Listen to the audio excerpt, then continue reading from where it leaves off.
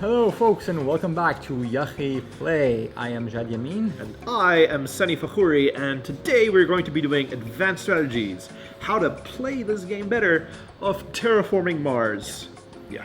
So we have the board set up here. We have everything all set up. So in this video we are making some basic assumptions. Yes. This is not an intro video. This is not a how to play video. This is an advanced strategies video. Yeah. But we're assuming that you've already played this game. You know how to play this game. You've played this game a couple of times and you're looking to ideally understand this game better and understand what are the strategies you can adopt during this game. You don't have to be experts for sure, at least 1 or 2 times under your belt. You've probably played the game going, what does this card do? What does this card do? And then you realize there's more and you want to play more, but you just want to do it well enough that you can win the next time. Or maybe you won the first time, in which case congratulations. And keep watching. We'll certainly cover some strategies for you too. Sure.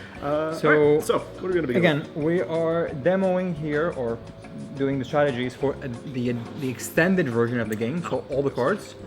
And we are also making the assumption that we are playing with the draft mode, because that's right. the only way to play the game. If you're not playing with draft mode, you're playing wrong. That's wrong. That's what he thinks. I honestly think the game is fine with the base one too, but there is some strategy to be had with the draft mode. Yeah. So just something to keep in mind when you're playing with the corporate extended version. You're looking for cards which have this tiny little red arrow at the bottom left. That is basically the. Doesn't matter. You don't think it doesn't matter? All right, fair enough. I mean, if you're playing the extended game, you should put everything in triple everything, right? Yeah, that's what the rules do say. You have to look for those if you're actually looking to play the short game, right? I guess the first thing we should talk about is the corporations you play with? Yeah, Sure. because this is the first decision you have to make in the game. The idea that you are dealt 2 of these 12 corporations and your opening hand of 10 cards, Yep. and basically that opening decision of what cards you keep, what corporation you keep, that basically makes or breaks your game. Sure.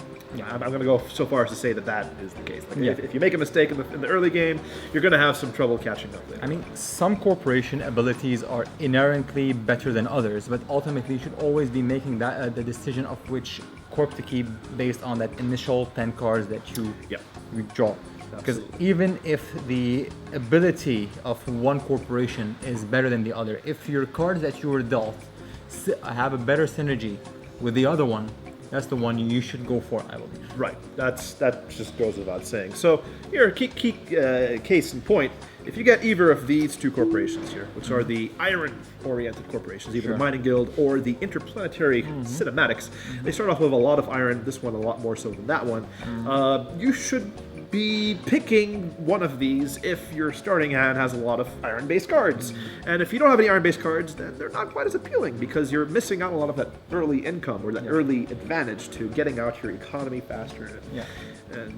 But even though, if you look at these 2, I mean, they are both steel-focused corporations. However, the Mining Guild ability is just so much better than the Interplanetary ability. That extra production at the start and the added production every time you get one of these bonuses, which you can just spam at the beginning of the game to up your production so fast. And yet, on that very note, that whole idea of upping your production just won't happen if you don't get the cards that allow you to place tiles on those precious spots you see here. But you can always do a standard project. You can always do that, but that's usually not as efficient as playing those cards from your hand. So it's a balance. It's an idea of looking at the cards in your hand, looking at those that allow you to place tokens down, and trying to figure out what's what. So there is always a bit of having to look at your opening hand and figuring out what's what.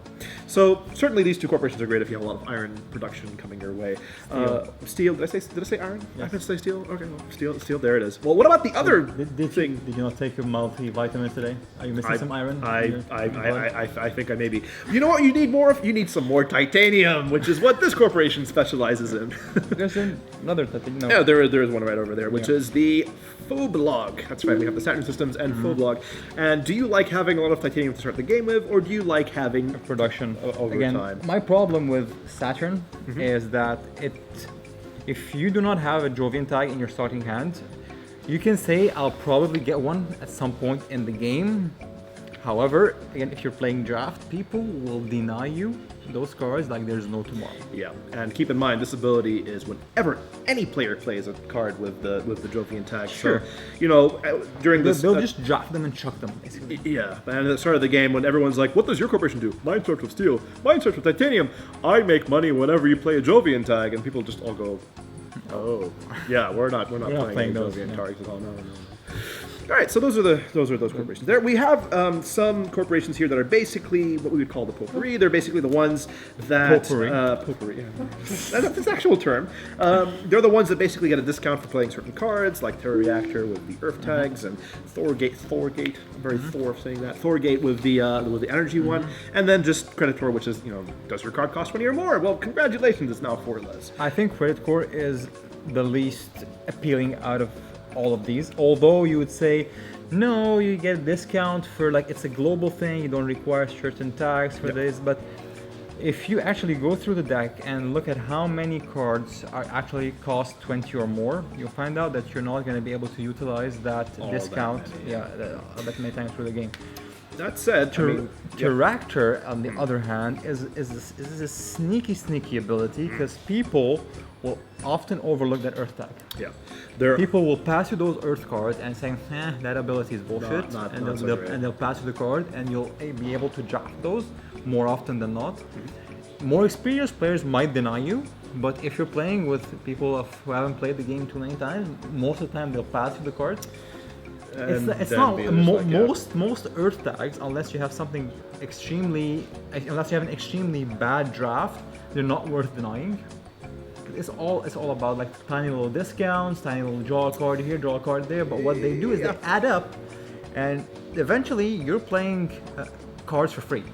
And that's when Earth tags start to become very interesting. The other key thing I've noticed with the Earth cards in the game as well is that they typically are very subpar unless you have that 3 discount. And there's actually another card in the deck which gives you another 3 discount. And it's just like, oh, this becomes so amazing. And there's one that gives you 5 discount on a certain type of thing. I can't remember which one. Yeah. And then there's another one with a 2 discount for events. Yeah. So, and these things stack up. They really do. So, and also Terra Reactor, just like if you're ever in doubt for what to pursue, they're starting 60 credits. You can never go wrong with 60 money. You can never go wrong with that. All of the other corporations have a similar amount of starting money, but Terra Reactor just gives it to you in pure simple credits. It's just money, baby. That's all it is. And then Thorgate, the last of the 2, last of the 3, I should say. I think I've never played with Thorgate. I have. They're pretty good. It's just the key thing is you really want to leverage that cheaper power plant ability of 8, because when you sit down and do the math with the cards, you realize that starting with an 8 per energy production is actually pretty good. It's pretty good. Yeah, it is pretty good. It is pretty good. Now, there are some cards that do it cheaper than that, of course, but it's a good baseline. I will say that I've also won as Credit Core, despite you saying otherwise, so it's a corporation. I can't deny it. All right, so those are the 3 potpourri discount ones. The next one I guess we should talk about would be Tharsis Republic. My favorite. Yeah, it's certainly a solid one. I think this might as well be one of the most overpowered. Them and Ecoline, I believe, might be with the 2 most unbalanced corporations, just because of the power of their ability. Now you might think it's not much, because it's just whenever you place a city, you get 3 money, and then whenever everybody else plays a city, you get 1 money production. But there's actually cards that will give you more money when you do cities. Yeah, and cards like pets. They'll just give you points for putting cities down. And people will want to put cities down. Yeah. I mean, it's basically one of the most things that will get you points in this game, is putting cities down. Absolutely. And this ability basically encourages you to go for the milestone for Mayor. It's just right there. And also synergizes so well for you getting the banker award as well. Yeah, exactly. And I'd say even this one and the other, was Saturn Systems, that just basically, if this works out for you, but this much more so than that. Yeah, this is much more. You could basically run away with the game with banker. And maybe even a bit of landlord if things play your way. So sure. Yeah, Tharsis Republic, great corporation. If you see this should always be like one of your considerations, unless you if I see Tharsis in my opening hand, I don't look twice. I just check it down. I don't even look at my 10 cards, which I shouldn't do. Which you shouldn't do. I mean, You shouldn't do. But I mean, it's like I do it, and then I should really look at those cards. I look at my 10 cards, and then I eventually pick Tharsis again. Different strategies, folks. Different strategies.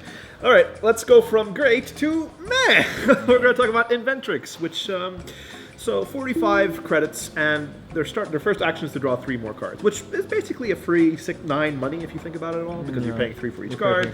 The only problem is, of course, you don't get to see those 3 cards. You don't know what they are. So you don't know what they are. They could be good. It could be horrible. You don't know. And their ability, which is They could be Search for Life. It could be Search for Life, which is a horrible, horrible card. but it's so thematic. I like Search for Life. I've just never had it happen though, which is the problem. But I've seen it happen once. once, I've seen it happen once too, but it was not as impressive. It was like, I will search for life. Flip over the card, and boom, you found life. Good job. Yeah. Anyway, so the ability, interesting. So certainly very more powerful with the water-based tiles, because typically those are like 2 or 3, so this could automatically allow you to place those water tiles at the start of the game. Not so great with the temperature or the oxygen. Oxygen a bit more so because there's so much variability in there. I mean, just look at that. It's like a whole bunch of spaces. And it's very unlikely that you'll be able to play cards early on. But the flexibility is nice, but certainly not one I would pick unless it's like all I have are those cards with those restrictions, like those guys. I'm like, I really want to get those working. So well, it can work well if you are actually going for animal-based strategies, because you can actually play those 2 turns earlier than they can. And actually, But then again, if you're making that assumption, that means you started with some pet cards or animal cards in your opening hand. If you're gonna pay to keep those until you can play them, which is basically much later in the game, you're missing out on your early engine. And you're economy. actually But I mean it could work. Definitely, the animal cards are some of the cards that can get you the most points in this game. Yep. I've seen people net 20 more points with a combination of pets, predators, that's small for animals, sure. and especially if you get Pritz out on the first turn, you're just like boom, boom, boom, almost set. Yeah. So a fine corporation, not the best, but you know, there are certainly better choices out there, as we mentioned with Tharsis. I guess next up we should talk about Helion, one of my personal favorites. Heat production is just good.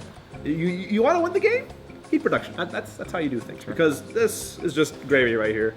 And you can think of every heat production as being like 1/14th of that. So that's just gravy. And the ability to...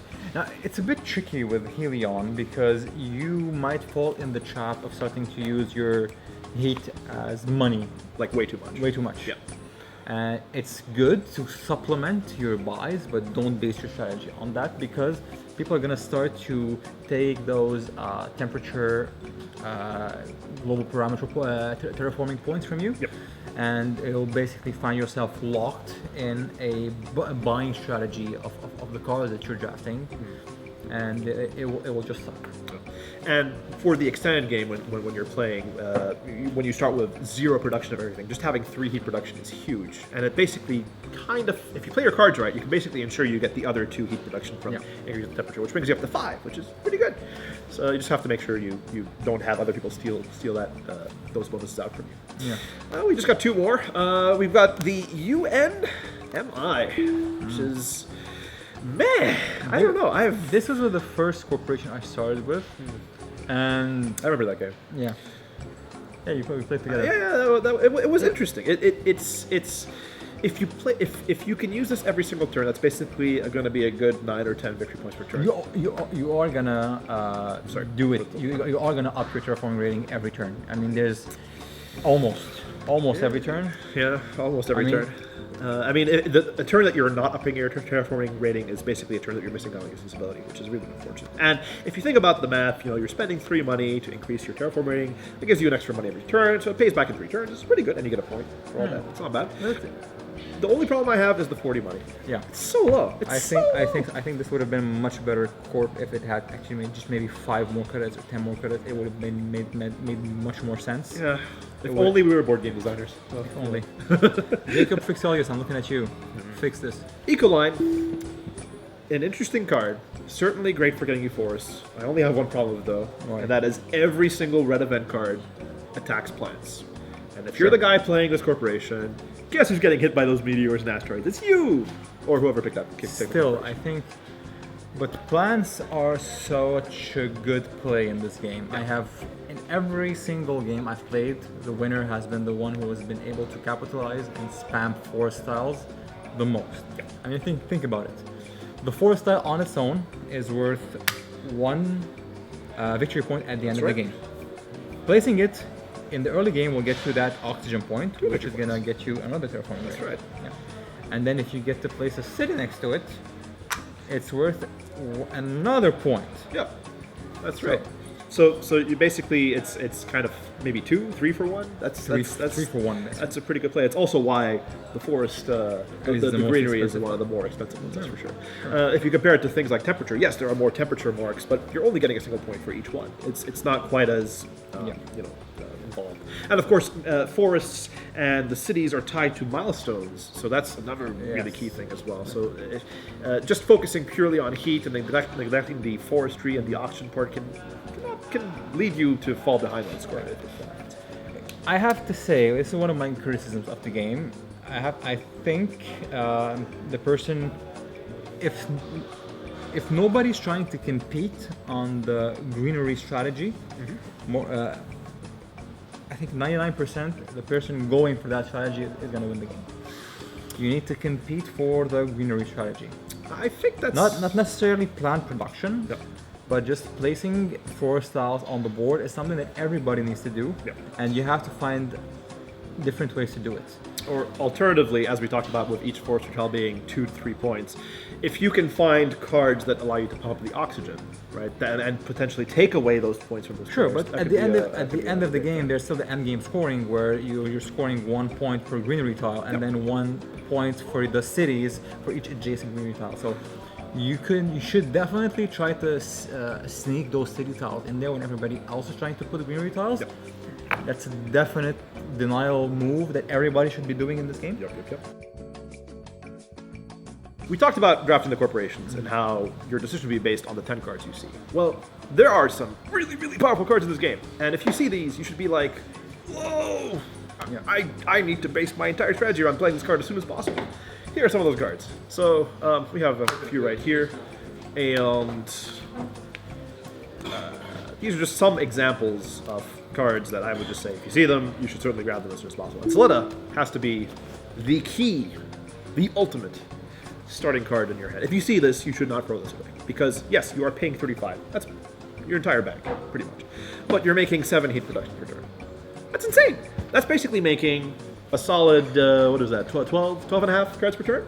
To pay for towards Asteroid? Yeah. That's like, boom. Do you want to guarantee all the points here? Get Soletta. There's no better way. All the other cards you have to do heat production are just not as good as Soletta. Not as good. But there you go. That's the one. If you could marry a card in this game, it would be Soletta.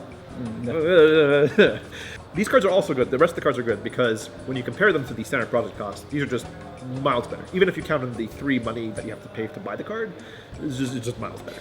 Like anytime, like this guy here, placing a water tile down for 3 heat production. Yes, you lose 2 money per turn, but dear goodness, that's 18 money right there. 3 heat production, that's like a good 3/7, 3/8 of the asteroid. That's great value. Over here you have placing 2 aquifer tiles, 2 ocean tiles. That's for 23, 26. That's a steal. That's a steal. So in a comment, that's oxygen and a aquifer tile and 2 plants. Not bad. And then you have the crazy asteroids. You seem to love events in this game. I love events. They're so good. I understand that your baseline economy is important, and those blue cards are certainly important. But when the player with Soletta is like, oh, I have 7 heat production, I'm gonna get these for sure. You can be like, nope, I'm gonna increase temperature twice and deny you from that production, from that bonus. Sure. So this is a way of stealing those bonuses out from players. And a big part of the game, I should say, is that if you see someone doing a certain strategy or going down a certain route, like I'm taking all the plants or taking all the heat, you should be like, how do I stop you from getting all those points? How can I take some of those points for myself? Because at the end of the game, you're a corporation. You gotta try to squeeze everything you can from the other players. So these are the cards you want to look for. There are also these Jovian cards here. I should say a lot of people are not a huge fan of the Jovian tag strategy because you have to basically find these to make them work. But if you do, dear gosh, you can score a crazy amount of points.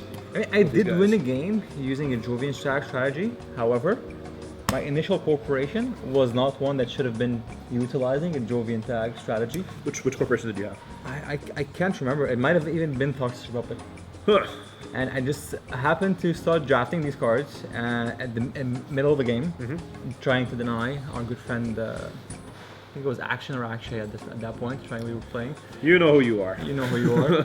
And I started drafting those cards, I started putting them down, and eventually I got a card which allowed me to score points for the Jovian tax, and actually worked out pretty well. Did you end up playing that game, or? I either won that game or came very close second. I'm pretty sure it was either or. But yeah, I mean, very few times you will start out trying to go for Jovian strike strategy and actually have it work. Yeah, because again, it's based on you having these, and the fact that they're multipliers. You get one, you get 1 point for each. You get 2 for each, 3 for each. That when you get to the 2 or 3, it's just amazing, and you can potentially I've seen people score 40 points during the card scoring phase. It's like, oh gosh, I can't beat that. Yeah. So if you see if you see one of these in your opening, you should certainly hold on to it. And if you get 2, you should just be like, yeah, that's my strategy. I'm just going to go for Jovian tags and hope the deck does well for me. Well, I have to say my personal favorite combo in this game is going for bacteria and animals. I've gotten so many points off of bacteria combos. Just the things that pump oxygen and pump the heat and just give you a terraforming rating for a certain amount of bacteria. Yeah. Many of those cards seem really slow to me, though. You don't find it quite that slow, or? But I mean, the thing is, they will stack up, and if you get bacteria early enough in the game, and the game, let's say, lasts 6 to 7 generations, you can honestly almost get up to 10 points just from those cards, and people will overlook them. Yep. And they will get you points, and they will stack up, and they will until they find ants. But yeah, well, it goes without saying. But yeah, so it's many different strategies for sure.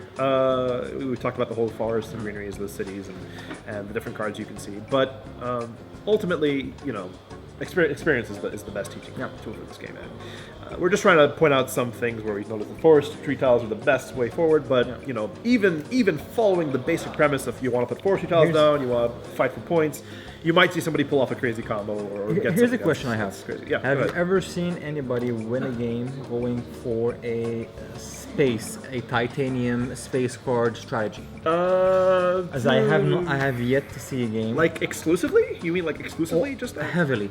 Heavily, like try to specialize down that route while everybody where other things are just supporting that strategy. So like, have I seen players use a lot of titanium effectively? Yes, especially this guy right here, by the way, which is spending money to put down oceans. Sure, oceans really cheap.